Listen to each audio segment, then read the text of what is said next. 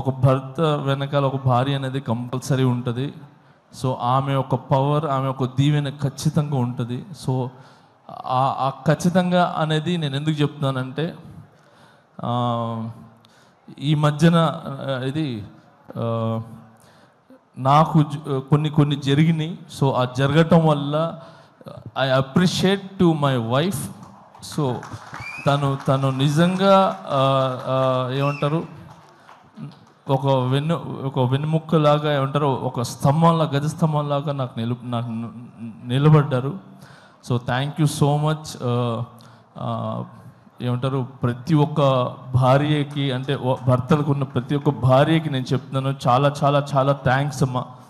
మీరందరూ వెనకాల ఉండి కరెక్ట్ బాటలు నడిపిస్తున్నారు కాబట్టి భర్తలు ఖచ్చితంగా ఒక మంచి పొజిషన్లో కానీ ఒక మంచి బాటలో ఉన్నారు. సో మీరు ఓన్లీ భార్యలాగానే కాకుండా ఒక తల్లిలాగా, ఏమంటారు, ఒక స్నేహితుల్లాగా ఉండి ఒక మంచి ఏమంటారు మంచి వైపు తీసుకుని వెళ్తున్నారు. సో అలాగనే మీరు ఈరోజు రాకేష్ వెనకాల నిలబడ్డారు. సో ఇంత పెద్ద సినిమా ఇది ఏంటి, చిన్న సినిమా కాదు. Cinema is a big. 70 mm మీద పడే cinema is big, not small movie.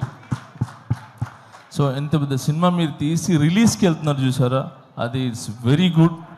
అది చాలా పెద్ద విషయం అది. సో మీ కష్టం కాసుల రూపంలో ఏదంటారు వర్షంలాగా పడాలని మనస్ఫూర్తిగా కోరుకుంటున్నాను.